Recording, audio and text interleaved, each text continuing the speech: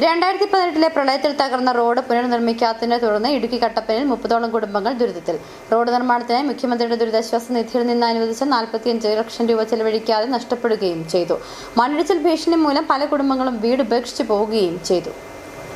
2018 ആഗസ്റ്റിലുണ്ടായ പ്രളയത്തിലാണ് കട്ടപ്പന ടൗണിന് സമീപമുള്ള കല്ലുകുന്നിൽ 30ഓളം കുടുംബങ്ങൾ ഉപയോഗിച്ചിരുന്ന റോഡ് തകർന്നത്. റോഡിനോട് ചേർന്നുള്ള വീടുകളും അപകടാവസ്ഥയിലായി. 7 വർഷമായിട്ട് ഞങ്ങൾ വാടകയ്ക്ക് തന്നെ കിടക്കുന്നത്. ഞാനാണ് ക്യാൻസർ പേഷ്യൻറ്റും കൂടെ. ഒരു വീടാണേലും വെച്ച് കിടക്കാൻ ആഗ്രഹമില്ലാത്ത മനുഷ്യരുണ്ടോ ഇപ്പോൾ? റോഡ് തകർന്നതോടെ രോഗികളെ ആശുപത്രിയിൽ എത്തിക്കാൻ പോലും ഇപ്പോൾ മാർഗമില്ല. ക്യാൻസർ പേഷ്യൻ്റ് ഒക്കെ താമസിക്കുന്ന ഒരു സ്ഥലമാണ്. അപ്പോൾ ഈ വഴി എന്ന് പറഞ്ഞാൽ നമുക്ക് അതുപോലെ അത്യാവശ്യമാണ്. ഇതുവരെ ഇതിനൊരു ഫണ്ട് ഈ 2018 പോയിട്ട് ഈ 7 വർഷം കഴിഞ്ഞു ഈ വഴി ഇവിടെ പോയിട്ട് ഇതുവരെ ഇതിന് ഒരു ഫണ്ടും നമുക്ക് ലഭിച്ചിട്ടില്ല. പരാതികളും നിവേദനങ്ങളും നൽകി നാട്ടുകാർ മടുത്തു. കഴിഞ്ഞ പാർലമെന്റ് തെരഞ്ഞെടുപ്പിൽ വോട്ട് ബഹിഷ്കരിച്ചു. എന്നിട്ടും അധികൃതർക്ക് അനക്കമില്ല. കഴിഞ്ഞ പ്രാവശ്യം ഞങ്ങളൊരു ഇലക്ഷൻ ബഹിഷ്കരിച്ചതാണ്. അത് വീണ്ടും ഈ പ്രാവശ്യം ബഹിഷ്കരിക്കാൻ വരുന്നുണ്ട്. എത്രയും പെട്ടെന്ന് ഇത് എല്ലായിടത്തും പരാതി കൊടുത്ത് മടുത്തു, കയറി ഇറങ്ങി മടുത്തു. വഴിയില്ലാത്തതിനാൽ ലൈഫ് ഭവന പദ്ധതിയിലുള്ള വീട് നിർമ്മാണം പോലും മുടങ്ങിയിരിക്കുന്ന സാഹചര്യം.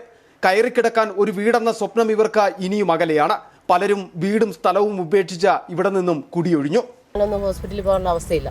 ഒരാളെ ഒന്ന് മരിച്ചാൽ പോലും നമ്മൾ തെരുവിൽ കിടക്കുന്ന പട്ടി എങ്ങനെയാണ് നമ്മൾ അവിടെ നിന്ന് എടുത്തു മാറ്റുന്നത്? ആ അവസ്ഥയിൽ പിക്കപ്പിൻ്റെ പുറയിലിട്ടാണ് കൊണ്ടിരുന്നത്. അത്രയും ശോചനീയാവസ്ഥയിൽ ഞങ്ങൾ. പിന്നെ ഇത് ഇങ്ങോട്ടൊക്കെ എന്ന് പറഞ്ഞാൽ ഭയങ്കര ഒറ്റയ്ക്കൊക്കെ താമസിക്കുന്ന ആൾക്കാരൊക്കെ ഉണ്ട്.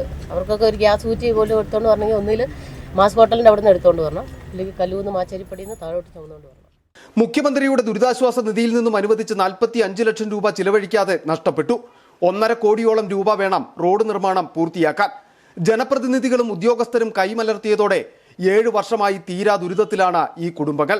45 ലക്ഷം രൂപ CMLRRP ഫണ്ടിൽ നിന്ന് അനുവദിച്ച് കിട്ടി.